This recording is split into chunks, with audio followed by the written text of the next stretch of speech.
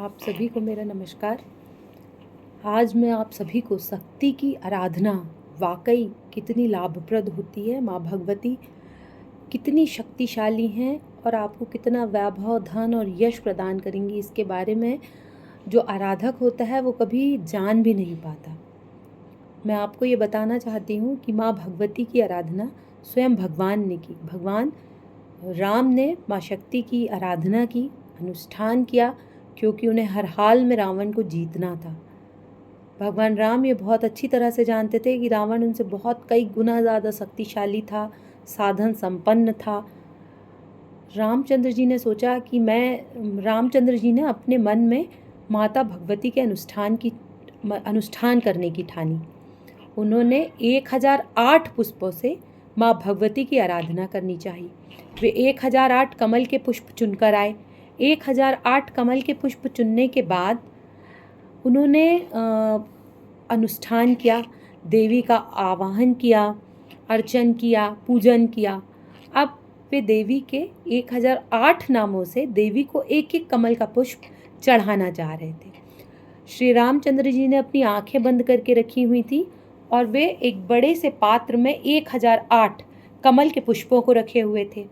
जब श्री रामचंद्र जी ने पूजन करना चालू किया, उन्होंने एक पुष्प चढ़ाया, देवी के 1008 नाम लेकर उन्होंने पुष्प चढ़ाना चालू किया। 1007वां नाम हुआ, उन्होंने पुष्प चढ़ाया। 1008वां नाम उन्होंने लिया, उन्होंने देखा कि एक पुष्प कम है, उन्हें अनुष्ठान पूरा करना था। उन्होंने विचार किया कि जब मैं बचपन में छोटा था तो मेरी माँ मुझे कमल नयन कह कर पुकारा करती थी।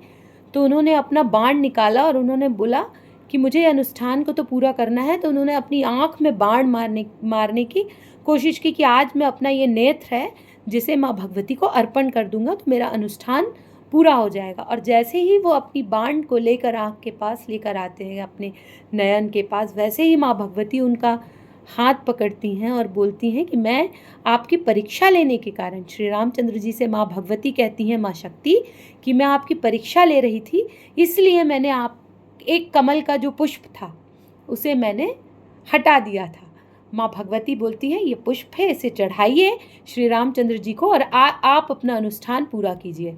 श्री रामचंद्र जी वो कमल का पुष्प लेते हैं, नील कमल का, माँ भगवती के चरणों में अर्पण करते हैं और नमस्कार करके माँ भगवती को धन्यवाद देते हैं कि उनकी पूजा से, उनकी आराधना से माँ भगवती इतनी प्रसन्न हुई कि वे खुद प्रकट हो गई श्री रामचंद्र जी की परीक्षा लेने के लिए। रामचंद्र जी अपनी पूरी पूजा करते हैं, पूरी आराधना करते हैं, नमस्कार करते हैं और वहाँ से पूरा संपूर्ण पूजा करके माँ भगवती को प्रणाम करके उठते हैं। रामचंद्र जी उस दिन मन में ये सोच चुके थे कि मुझे रावण पर विजय 100% मिल जाएगी, क्योंकि उन्होंने शक्ति की आराधना कर ली। तो मैं आप सभी से ये कहना चाहती हूँ कि शक्ति की आराधना, भगवान माँ दुर्गा, माँ शक्ति सिर्फ और सिर्फ भाव की भूखी हैं। आप अच्छा भाव लेकर माँ भगवती की आराधना करते हैं, ज़रूरी नहीं है कि आपको 1008 पुष्प चाहिए।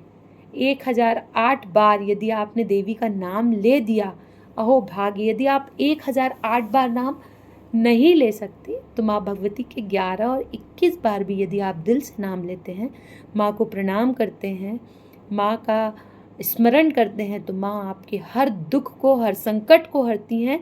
संकट कितना भी बड़ा क्यों ना हो, दुख कितना भी बड़ा क्यों ना हो, माँ उसे चुटकियों में टाल देती है। धन्यवाद। जय माता दी।